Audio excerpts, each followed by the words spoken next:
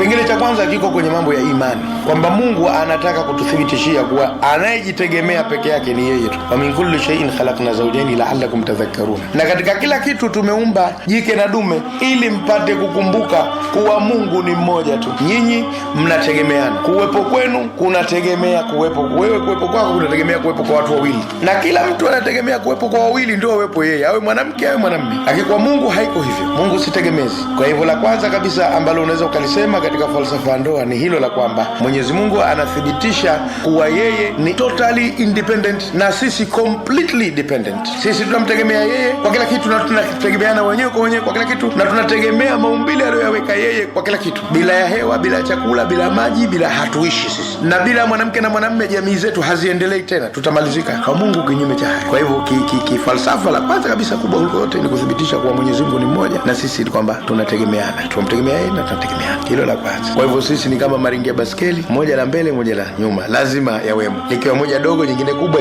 is okay, lakini lazima yawe mawili. Vinginevyo itakuwa baskeli sarakasi, unategemea hapa na pale unaanguka. Tumefahamia, lakini ili uende hasa katika utulivu lazima mwe wawili. Hilo la kwanza. La pili ni kwamba sisi Mungu amechagua njia yetu ya kuzaana. Ili sisi kudumu kwetu na kuendelea kwetu hajachagua kuwa tubaki miili yetu kama tulivyo muda wote. Wawepo wengine badala yetu sisi, lakini warithi yetu sisi. Warithi kibiolojia, warithi kisaikolojia, warithi kila kitu. Mali, ardhi. Kwa hivyo kuwepo na kuendelea sasa ndio njia alochagua. Sasa njia ya kuendelea ndio huko kuzaana. Na kuzaana kunataka jinsia mbili. Hatuizai jinsia moja. Sasa ingekuwa kila mmoja anazaa jinsia yake, ingekuwa ni mambo ya ingekuwa hakuna haja ya ndoa. Tungerudi tena kwenye ule upweke. Kwa hivyo ili tuzaane tena tuchanganye jinsia mbili alafu zitoke.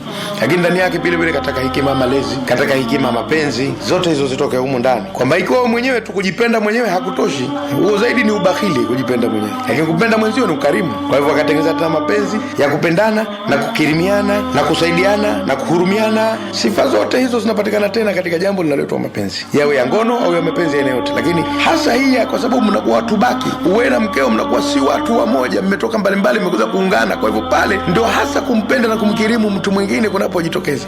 Kwa hivyo ziko falsafa nyingi sana za kisaikolojia, za kibiolojia ziko katika hayo. Yote hayo maana yake kwamba ndio maana inakuja ndio. Kwa nini sasa isiwe tena kama wanyama kuwa mpatayo, mchukue huyu kesho yule? Hakui na nidhamu nzuri ya malezi, hakui na utawala, hakui na utungo, hakui na takwimu, wala hakui na mipango ya maendeleo. Ndio maana ukakuta wanyama hawezi kuendelea. Wanyama hawajitambui. Wanyama hajui ukoo wake, anajua kwa kiwango cha biolojia tu. Akichukuliwa kapelekwa pengine wala hakumbuki kama mimi baba yangu alikuwa. Yote vinakuja hivyo kwa sababu ya hili jambo linaloitwa ndoa. Ndio sasa tofali la kwanza linalojenga ukuta wa jamii iliyoendelea. Kwa hiyo familia ni jambo muhimu na la msingi.